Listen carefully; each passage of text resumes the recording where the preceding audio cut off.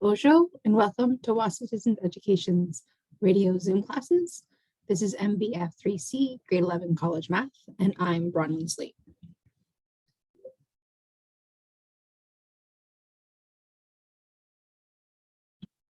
First, we're going to do a little bit of housekeeping before we dive into the math. We want to make sure that everyone knows how to participate live. You can call the Wahsa studio 1-800-465-7144 or 737-4017. You can listen on the radio at 91.9 FM or on the television at Bell Express View channel 972. Or you can join us through Zoom using the Zoom link provided by your teacher, me, or your DEC. How to join with a Zoom class with a link. So you need to click on the provided link. And then when it opens, it's going to say click join with computer audio. And then it will say the class will be recorded and you need to click got it. The bottom left side of the screen, there is a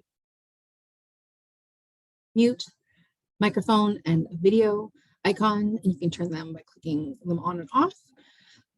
I'm going to keep my video off to keep our screen a little bit cleaner. If you want to turn your video on to ask a question, feel free. If you want to just turn your mic on to ask a question, that is fine as well. Please keep your mic off unless you're going to ask a question, just to keep background sounds to a minimum.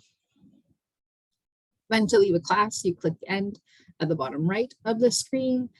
If you need to leave, and you're welcome to come back if need be, or you can also just mute and keep yourself on mute and your video off, and we won't know if you need to step away from your computer. It's important to know the difference between a radio Zoom class and the IL courses that we offer. So first, how they are the same. The course materials, the evaluations, and the resources are all the same, whether you're registered in the radio Zoom course or the IL course. Anyone can listen and participate in the radio Zoom classes. You do not have to be registered in them. And all the lessons are recorded and posted on YouTube shortly after, so anyone can access them at that point as well. How are they different? The radio Zoom has a schedule of 4 terms per year, and the classes run for 9 weeks. During these sessions, I will explain the course concepts and show examples working through all the 20 lessons. The IL course is open to start and finish the course at any time during the year between August 30th, 2021 and June 2022. So the radio Zoom schedule for this term, term 2A, our class is from 11 to 12, Monday through Thursday. And if there isn't any class, unless there needs to be a makeup class, and you'll be notified of that. But it's a time that you can do work or touch base with me if need be. The 9 weeks for this term are from this week, January 31st, through to the first week of April, with March break in the middle. What work do you need to submit for marking? First, the support questions, the ones with the pencil icon, are not for marking. You decide which ones and how many of them you do. I'm a firm believer of you as a student knowing what is best for the practice that you need to do. If you understand a concept, feel free to skip questions. Don't spend your time on something that already makes sense and you don't think that you need to practice. The answers are in the back. Check your work. That's what they're there for. Copying them isn't going to help you at all because the work is only for you, but referring to them to make sure that you're on the right track is the best plan. Sometimes the answers are wrong.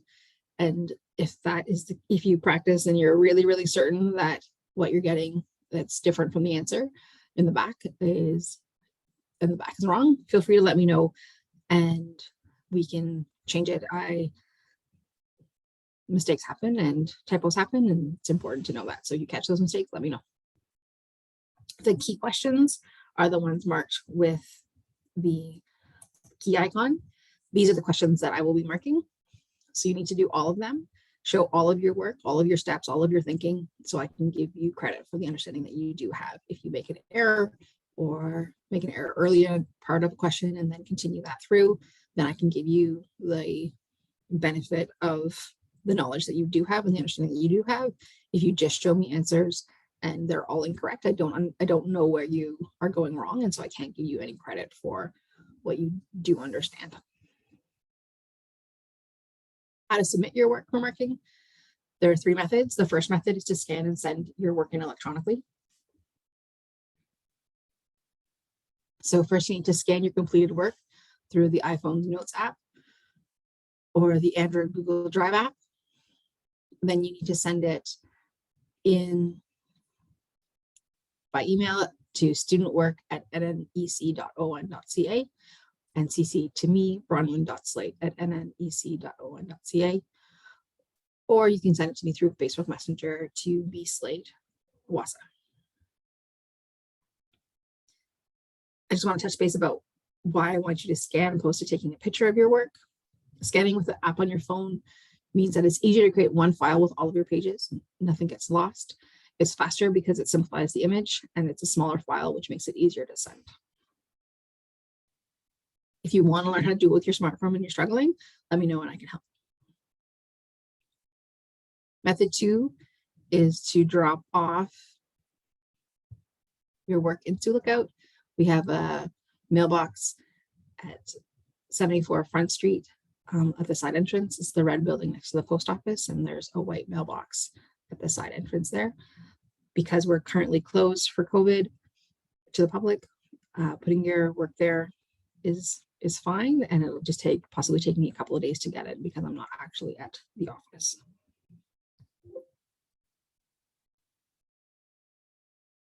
How to send your work through your DEC. Your DEC can send your work through the Express or fax it to 807-737-1732 or toll free faxed at 1-800-463-7852. If you have any questions or any concerns, please contact me. I'm here for you. My email is bronwyn.slate, which is spelled BRONWYN.SLATE@nnec.on.ca. Facebook, my first name is bslate and my last name is Wahsa. There, the phone number for the office is 807-737-1488. Currently, while we are working remotely, leaving a message for me at the front desk or the main voicemail is how you can do it. I'm not currently having access to my voicemail. You can also call us at 1-800-667-3703. My office hours are Monday through Friday, 8 a.m. to 2 p.m. So I'll get back to you as soon as I can within those hours. Connecting with me through social media, please friend me on Facebook and subscribe to my YouTube channel. Every radio Zoom class will be posted, as well as short videos that explain other common errors or confusing concepts. So that's a great way to have access to some more support if needed.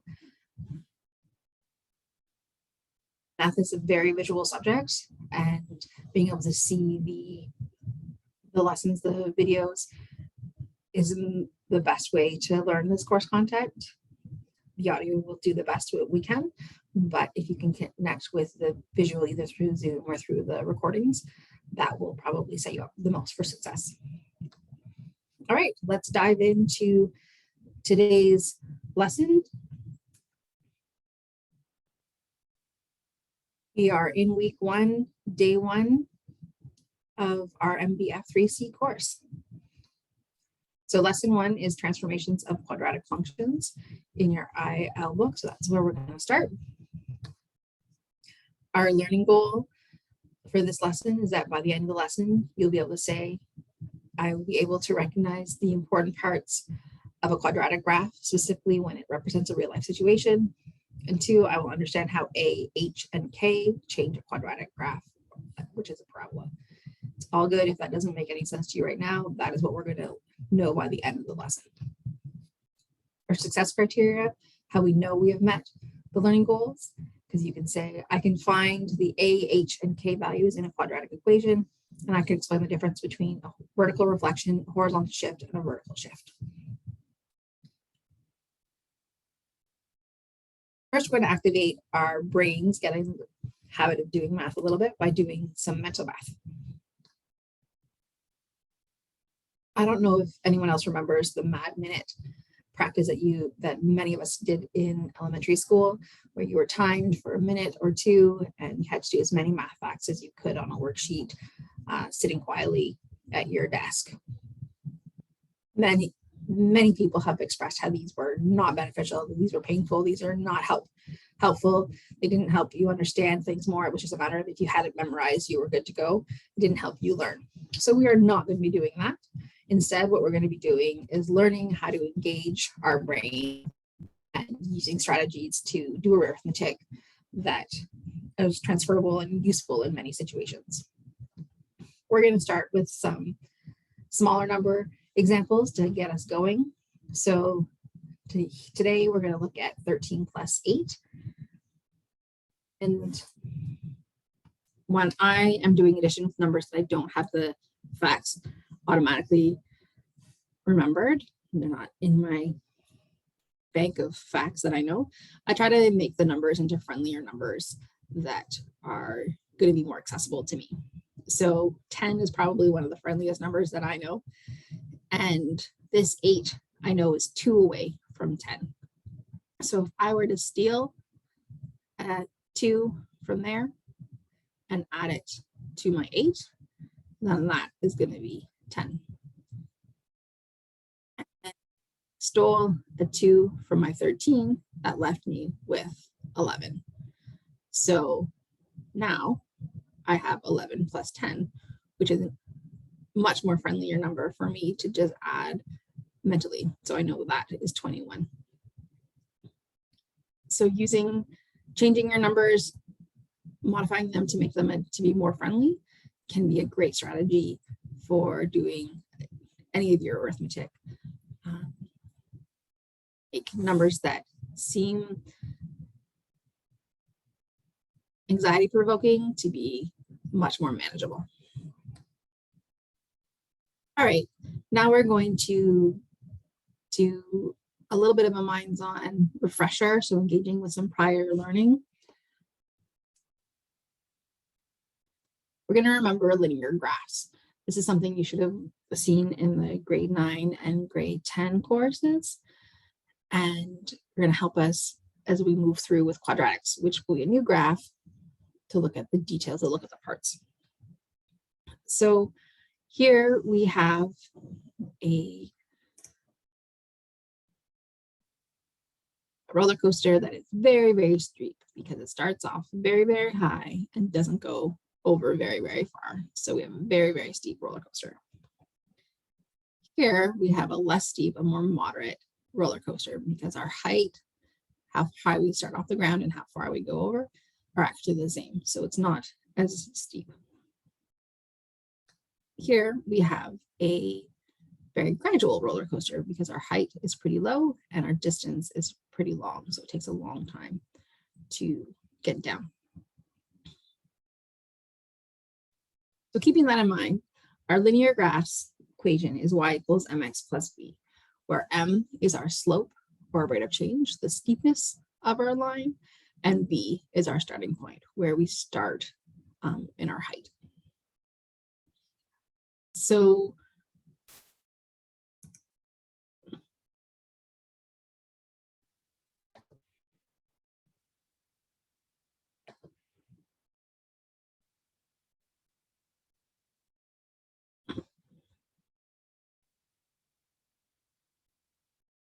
we're going to look at this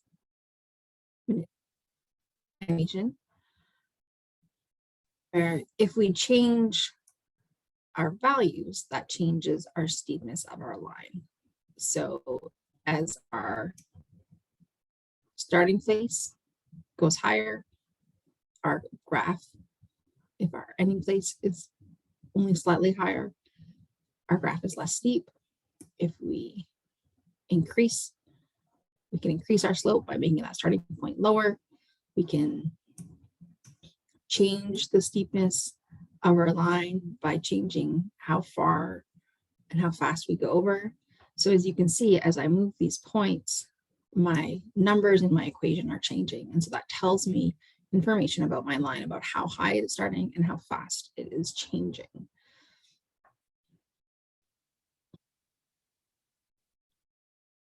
That's part of what we're going to be looking at today with quadratics, is how parts of the equation affect and change our graph or our situation.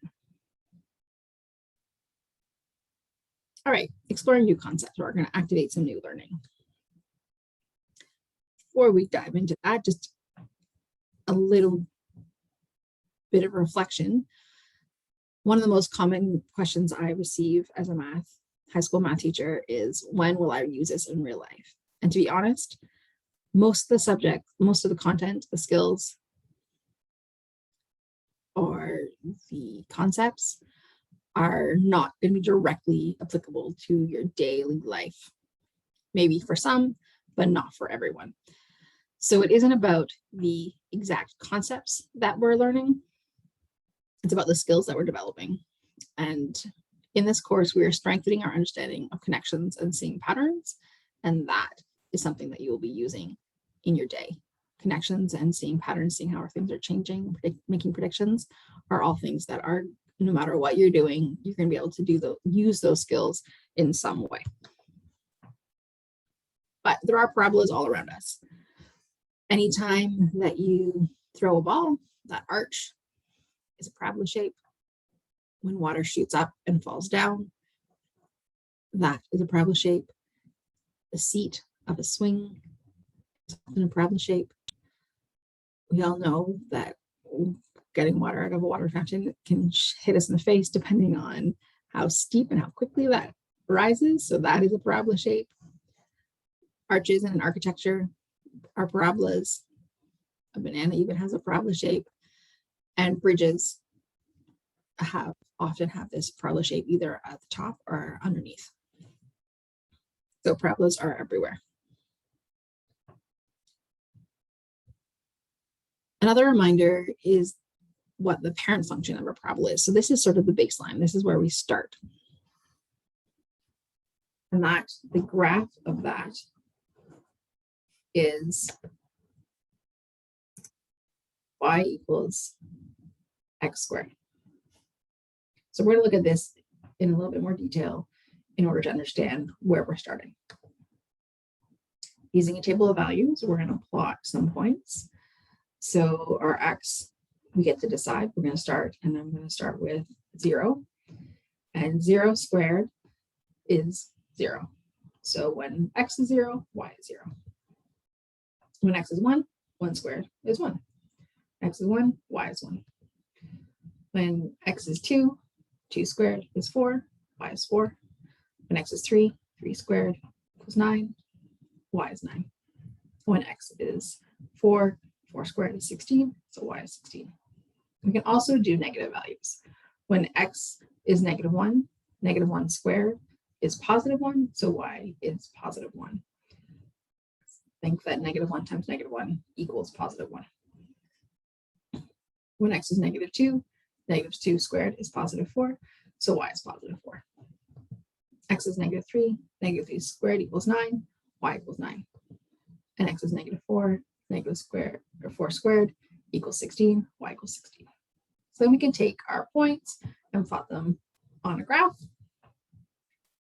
And then we can connect them with a line, and we can see our parabola shape. So our parabola, our parent parabola, always goes, our vertex is at 0, 0 through the origin, and it has this UV kind of shape. So with our parent function, we have this general form, which is y equals a times x minus h squared plus k.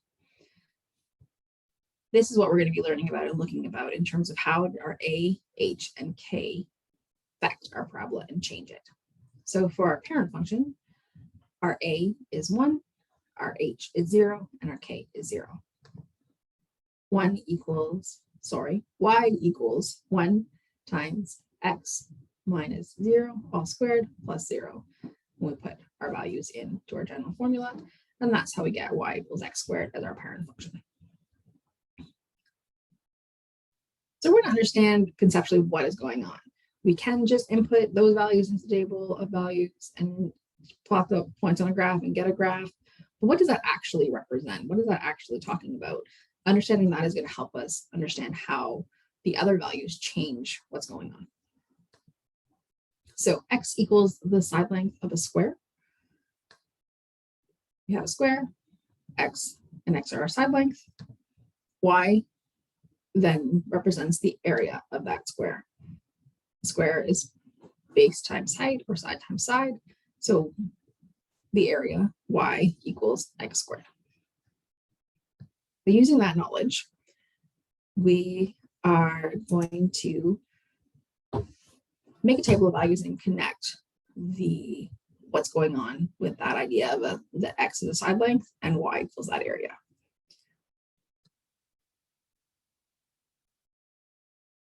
So when x equals 0, our side length of a square is 0 and 0.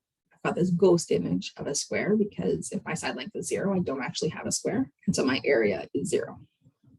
So x equals 0, y equals 0. When x equals 1, my side length is 1, and therefore my area is 1, because 1 times 1 equals 1. X equals 1, y equals 1. When I have a side length of 2, my area is 4, because 2 times 2 equals 4. So when x equals 2, y equals 4. My side length is 3. I have 3 times 3 for my area, therefore it's 9. 3 is my side length, x. 9 is my y. When x equals 4, I have my side lengths of 4 and 4. My area equals 16. X equals 4, y equals 16. I can plot those points on a graph, and I can see that parabola shape, how that parabola shape develops. We can extend that pattern to our negative values. Having negative side length doesn't make any sense to us conceptually or in a concrete way. So we just have to see how that pattern extends to make sense for what parabola, even though it doesn't make sense exactly with my concrete example. Okay, so now we're going to examine some new information, our K. This is on page 5 of your IL book. They start with A and then H and then do K. I think it makes more sense to start with K. It makes more sense conceptually what's going on. So we're going to start that way and actually work in reverse. So if you are following along with your IL book, looking at page 5 is the best place for where we are right now. In this example, to figure out what's going on with K, we're going to keep our A and our H as they were before, so 1 and 0, and we're going to change our K value to a +1. We could change it to something else, but we're going to change it to a +1 just to see what's going on. So our function is y equals x squared plus 1. Going back to our square example of what's going on, where x is our side length and y is our area. We have 0 as a side length. We still have that ghost amount, but now this time we're adding one more unit of area. So we have 0 plus 1. So when x is 0, y equals 1. When x equals 1, we have a side length of 1. So we have an area of 1 plus our extra unit. So when x is 1, in this function, y equals 2. We have a side length of 2. We have that original area of 4, but now we're adding on that extra unit. So when x equals 2, y equals 5. X equals 3. Our side length is 3. Our original area is 9 plus the added unit. So when x equals 3, y equals 10. X equals 4. Our side length is 4, and our original area is 16 plus 1, which means that when x equals 4, y equals 17. So we can graph this, and we have our original parent function, the black, for y equals x squared.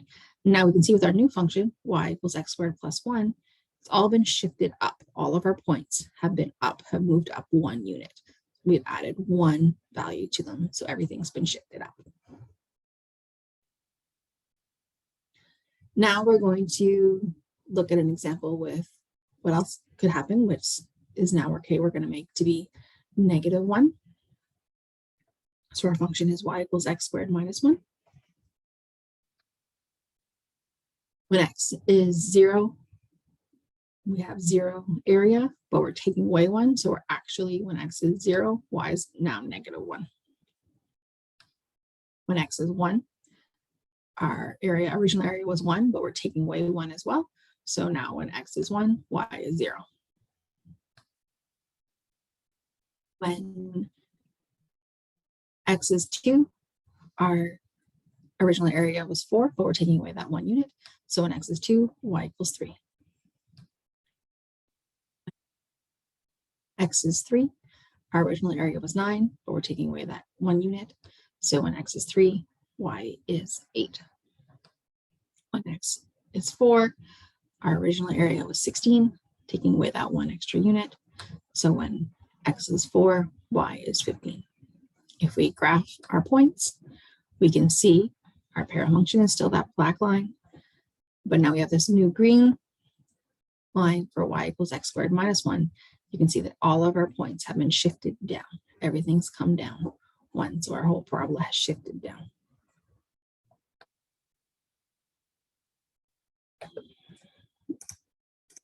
So examining k in general, we're going to go to this application, and I'll put this in the show notes so that you can check it out as well. But we're going to change it a little bit more quickly so that we can see generally what's happening opposed to having to do all of the examples.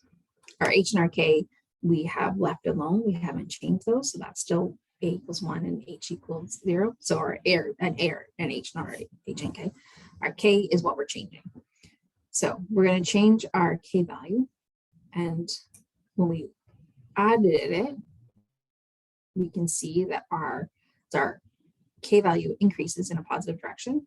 Our parabola shifts up.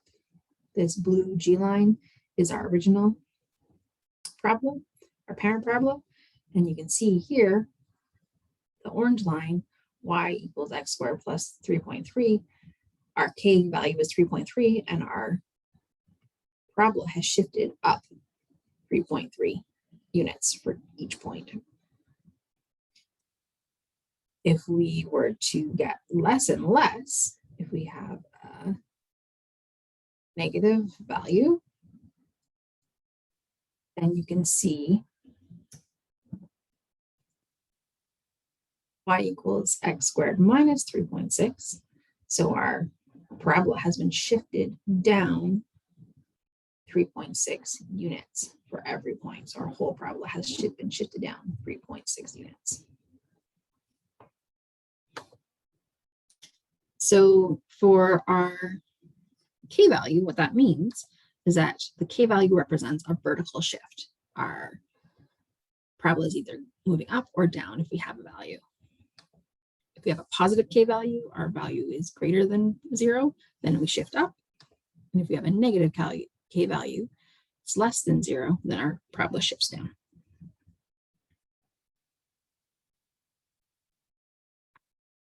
Looking at some practice questions so that we know how to attack these problems in your support questions, we're going to do a few. For each of the questions, we're going to state how the parabola shifts and what the k value equals. So looking at our first value, our first question, we are looking for what our k value is. So in our equation, now we have lots going on. Our a and our h are now other numbers, and we need to figure out what's going on here. But our k was always added on to our x after it was squared. So this is all going to happen first, and then we're going to add in our k. So our k is plus 6. It's always going to be the constant, the number that doesn't have a variable attached to it. And because it's plus, that means that it's going to shift up. Because it's 6, it's going to shift up 6 units. Okay, next question. Here we have y equals negative x plus 25 all squared plus 100. Our k, again, is that constant, is that number that we're adding at the end. So plus 100. Because it's positive, adding, it's going to shift up. And it's 100 units, so we're going to shift up 100. Question 3. Y equals x minus 17 all squared minus 42.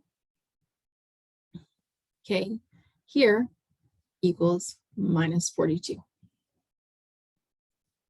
Because it's a negative, because we're subtracting it, we are shifting down.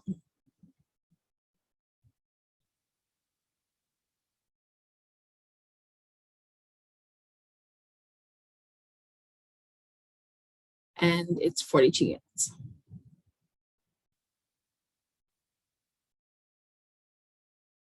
Question 4, y equals negative 1 times x plus 5 all squared minus 50. Our k value is our constant, minus 50. So we are shifting down because it's negative. We're subtracting by 50. And that's how we answer those questions. Now's a good time to pause the video and do some support questions if you would like.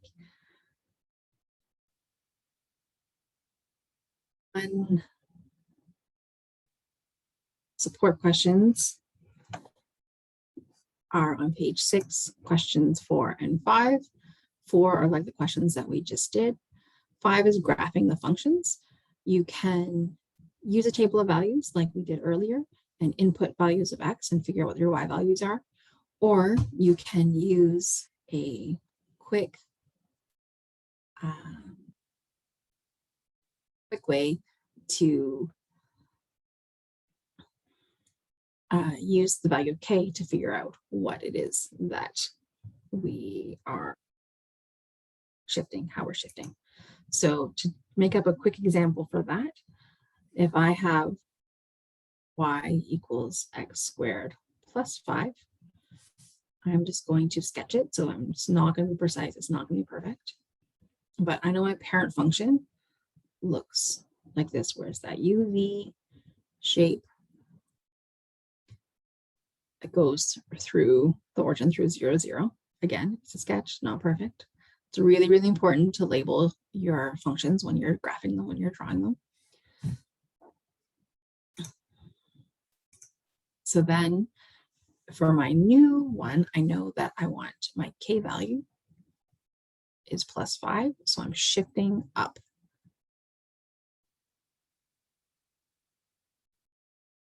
Five units. So I'm going to count up 1, 2, 3, 4. And now all of my points, all of my lines are going to be shifted up. So it's going to look something like this. Again, it's a sketch. So then y equals x squared plus 5 looks something like that. If we do one more example,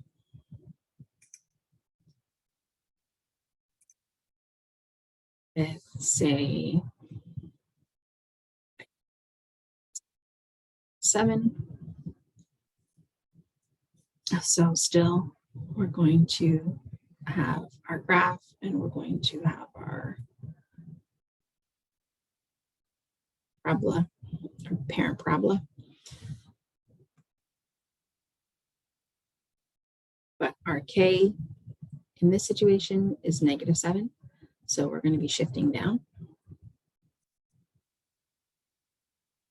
So for each value, we're going to go down 7. 1, 2, 3.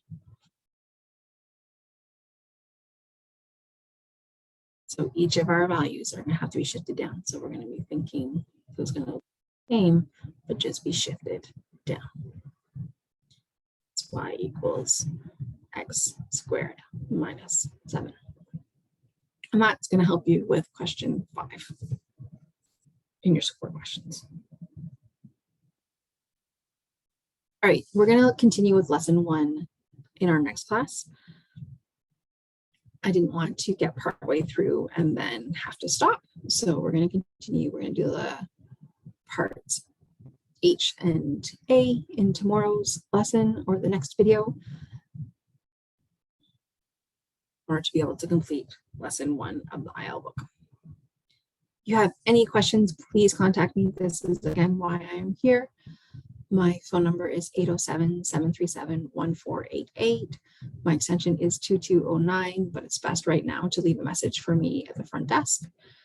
Our toll-free number is 1-800-667-3703. Getting a hold of me directly through email at bronwyn.slate, BRONWYN.SLATE nnec.on.ca, or through Facebook at B-Slate Wahsa, and checking out my YouTube at B-Slate Wahsa to see the recording of this video and future videos. My office hours for Term 2A are Monday through Friday, 8 a.m. to 2 p.m. And I look forward to connecting with you, Gwitch. And thank you for joining me today to do math, and look forward to doing some more with you again.